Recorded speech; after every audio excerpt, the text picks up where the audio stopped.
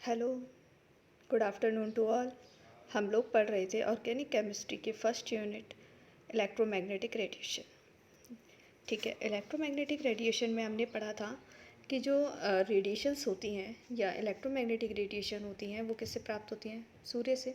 तो वो रेडिएशंस जब किसी सब्सटेंस पर पड़ती हैं, पदार्थ के मॉलिक्यूल्स पर पड़ती हैं, तो कुछ रेडिएशंस मॉलिक्यूल्स द्वारा अवशोषित कर ली जाती हैं और कुछ बाहर निकलती हैं। जो बाहर निकलती हैं, जो अवशोषित होने के बाद बची हुई जो रेडिएशंस होती हैं बाहर निकलती हैं, उन्हें डिटेक्टर के द्वारा रिकॉर्ड कर लिया जाता है, जिससे हमें स्पेक्ट्रम प्राप्त होता है। ठीक है, अब हम देख रहे थे एब्जॉर्प्शन स्पेक्ट्रा।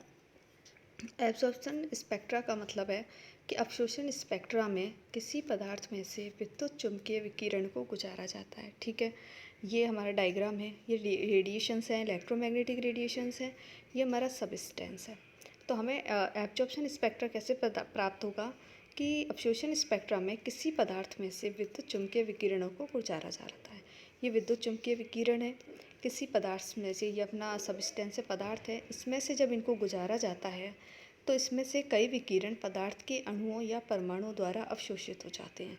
केवल कुछ ही विकिरण पदार्थ में से वापस निकलते हैं। ये देखिए, जो रेडिएशंस हैं ये कुछ तो इस पदार्थ के द्वारा अवशोषित कर ली जाएंगी और केवल कुछ ही रेडिएशंस बाहर निकलेंगी। जैसे एग्जांपल देखिए, मैंने यहाँ 4 रेडिएशंस डाली।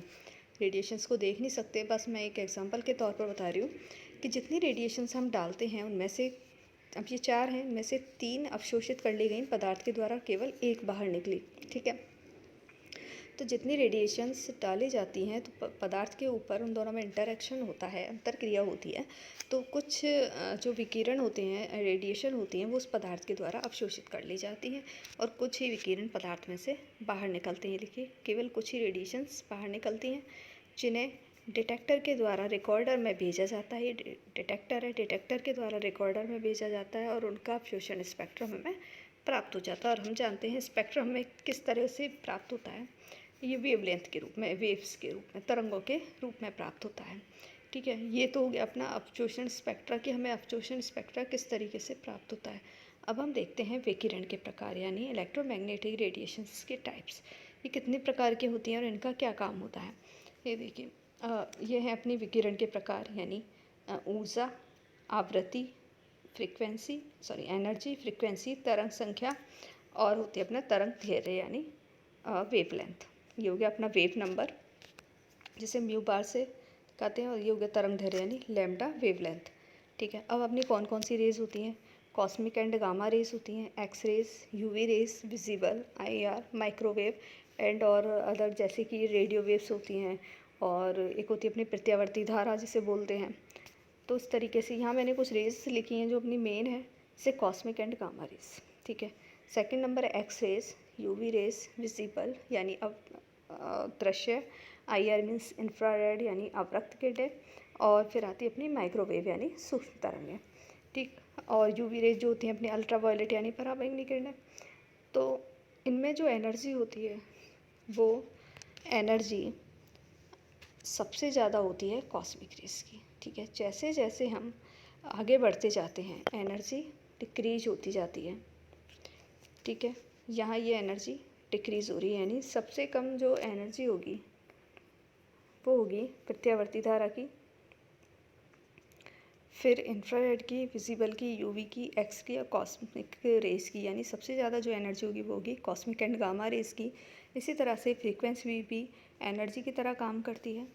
ये देखिए, मैंने इस चीज़ से दर्शाया है कि इस तरीके से बढ़ती हुई क्रम में, यानी सबसे ज़्यादा होती है कॉस्मिक रेस की। इसी तरह से अपना जो वेव नंबर है म्यू बार, सबसे ज़्यादा होता है wave number cosmic and gamma rays का। अब बात करते हैं हम तरंग दैर्ध्य लैम्डा की, जो कि बिल्कुल अपोजिट होती है वेवलेंथ। वेवलेंथ सबसे ज़्यादा होती है अपनी माइक्रोवेव्स की, यानी जैसे जैसे हम रेस में आगे बढ़ते जाते हैं, जैसे कि कॉस्मिक एंड गामा रेस की सबसे कम होती है वेवलेंथ, फिर एक्स रेज की, फिर यूवी रेज की, विजिबल की, आईआर की, माइक्रोवेव की। तो इस तरीके से वेवलेंथ जो होती है वो एनर्जी के अपोजिट होती है। जब एनर्जी बढ़ती हुई रहती है तो उस टाइम जो वेवलेंथ है वो घटती हुई जाती है, यानी जब वेवलेंथ इंक्रीज होती है वह एनर्जी डिक्रीज होती है। तो वेवलेंथ की हम 1 नैनोमीटर से डिनोट करते हैं। तो 1 नैनोमीटर में 10⁻⁻⁹ मीटर होती है, या इसे हम 10 एंगस्ट्रॉम भी लिख सकते हैं। ठीक है। वेवलेंथ 1 नैनोमीटर में 10⁻⁻9 मीटर होती है, 10 एंगस्ट्रॉम होती है। तो मेन जो होती है वो अपनी वेवलेंथ होती है, एनर्जी होती है, फ्रीक्वेंसी होती है। ये चार जो हैं रेडिएशंस के टाइप से ही इम्पॉर्टेंट हैं कि सबसे ज़्यादा जो रेडिएशन है वो एनर्जी है वो कॉस्मिक रेज की ज़्यादा होती है, आवृत्ति कॉस्मिक रेज की ज़्यादा होती है, तरंग संख्या कॉस्मिक रेज की ज़्यादा होती है, लेकिन जो वेवलेंथ है वो सबसे कम होती है। आ गया समझ में अच्छे से? Okay, thank you.